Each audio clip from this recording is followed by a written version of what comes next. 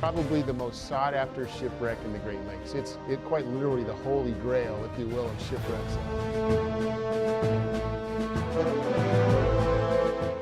Good evening, everyone. More than 300 years ago, Le Griffon, as the ship was christened, the first European-owned vessel to sail the upper Great Lakes, disappeared. And now this weekend, the mystery behind the French explorer Robert La Salle's ship could be solved.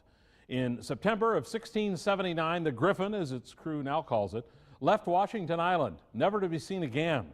The Great Lakes Exploration Group, stationed this weekend in Fairport, Michigan, believes it has found the ship, and the crew tells Fox 11's Ben Krumholtz more about their adventure.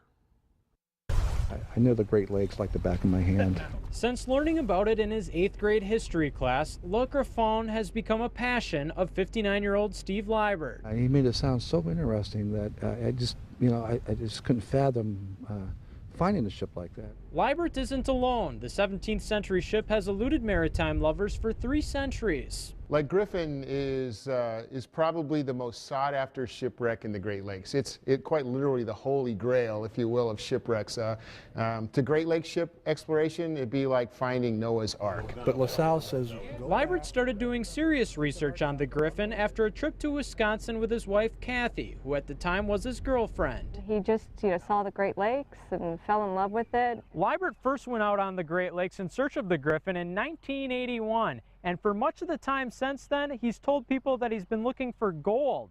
It's all in hopes of keeping his true goal a secret. We didn't know anything about boats, and certainly we didn't know anything about the weather patterns out here. Liebert eventually caught on, and in September 2001 found what he thinks he was looking for. I feel 99.9% sure that it is. And the reason why is because, the research that we've done. It's exciting, but at the same time, we're way past being over this. We really want to get this thing identified. After about a decade of legal and political battles, Liebert has the permits to identify the shipwreck. Some of the most well-known archaeologists in France and the U.S. have flown in to make the final confirmation. Sometimes, I wanted it to be so much the Griffon that it's almost like you dream it so much that maybe it'll come true. Liebert will hopefully find out in just a few days. In Fairport, Michigan, Ben Krumholtz, Fox 11 News. Ben and photographer Don Steffens will be with the exploration group for the next several days. There are also several ways for you to follow the search for the Griffon, including our website, fox11online.com. Just click on the tab on our homepage.